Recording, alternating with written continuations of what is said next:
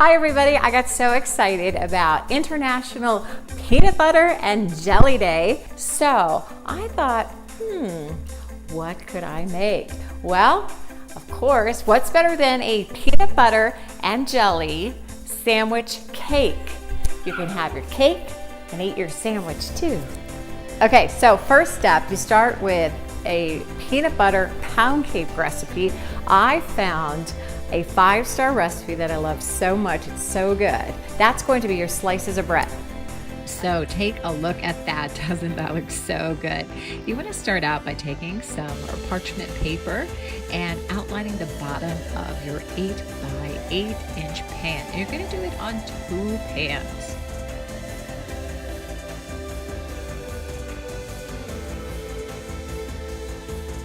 Now you're going to grease your 8-inch pans, and once that's done, I put in the wax paper, parchment paper underneath it.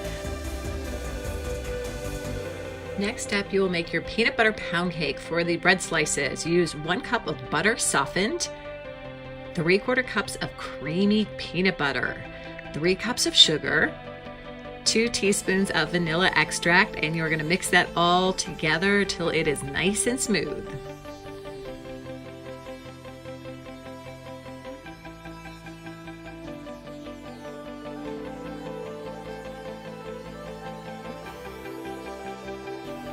Now you're going to add 5 eggs. You start out with a couple at a time, mix it together, and then once it's all nice and fluffy, you're going to continue adding the rest of the eggs.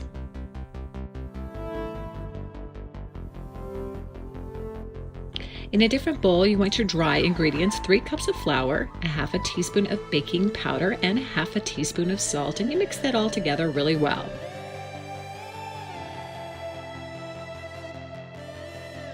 Now you're going to mix in 1/2 of your dry ingredients to your wet ingredients. Then 1 cup of milk, mix that in real well together. Now add the rest of your dry ingredients and finish it all off till it's nice and fluffy.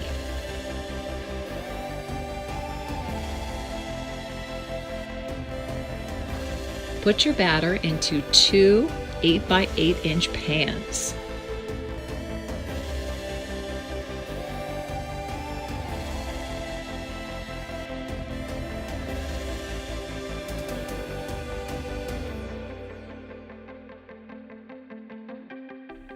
You are going to bake those at 350 degrees.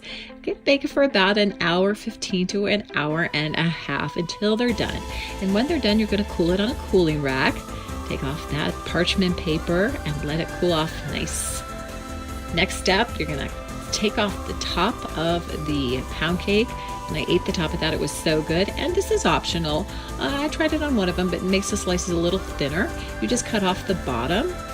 But if you really want to, you can leave the bottom on. It's not really going to impact your cake.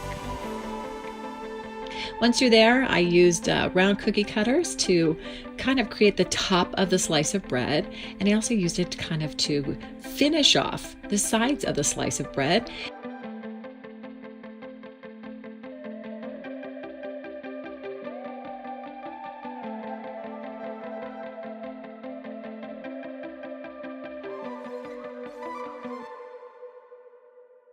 Now you want to go around and shave off those edges and match that second one to the top one. Okay, we're going to start out making our top sandwich layer for the cake. I finished it off with a buttercream frosting, just a crumb coat there, and I'll put a link to how to make that in the description below. It's just an easy buttercream frosting recipe. This is really going to let your fondant stick together to your slice of bread. Roll out some white fondant.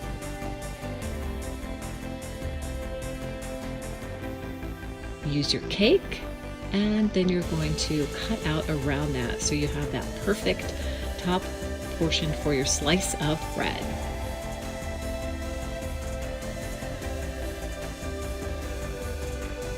Now you're going to lay it out, and if it doesn't quite fit, you're just going to stretch it out, and then you can take a roller and then just even it out, just so it looks like it's the top of a slice of bread.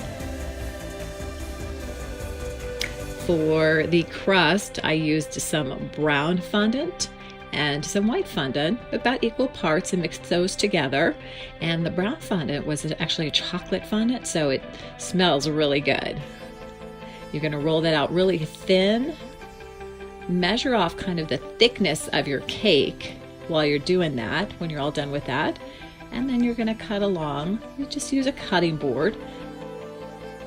See where I measured the thickness of my cake? That's going to give me an idea of just how thick that slice needs to be to go around the cake. Now when you're done, you just take it and you attach it to the outside of the slice of bread. A little hint here, use a little bit of water. See how I'm just putting that on my fingers there? And that'll help it stick. And then just kind of sandwich it together. No pun intended when I say sandwich it together. Cut that off, and now you have your top slice of bread.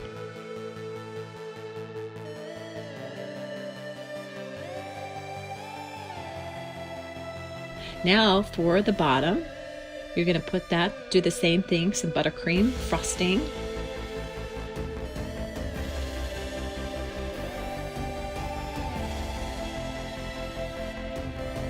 And when that's done, you can use a little wider slice of the brown and put it all the way around so it kind of goes over the top. All right, now it's time for the peanut butter buttercream frosting. This is so good. You're gonna sandwich it in between 2 layers of peanut butter pound cake. Yum. Now it's time to make our peanut butter frosting with 1 cup of butter, 1 cup of peanut butter,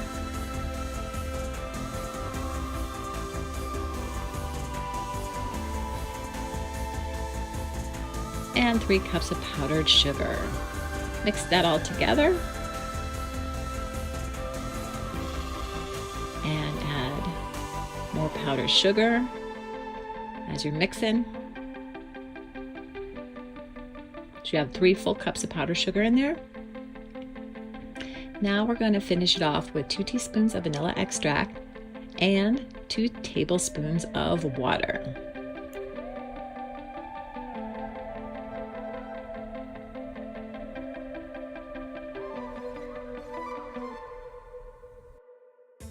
We put it on just like it's peanut butter on a peanut butter sandwich. Doesn't that look good? Just spread it out so it's kind of thick. This peanut butter frosting is so good, especially if you love peanut butter. Now for the jelly. You can use any berries you want. 1.5 cups of berries, a 1/4 cup of sugar, and then you're going to do 1 tablespoon of the cornstarch and 2 tablespoons of lemon. On medium heat, you're going to mix it frequently until those berries break down, and then they get kind of thick like that. It's just almost like homemade jelly. Now we put it on top of our peanut butter and jelly sandwich cake, and doesn't that look so good?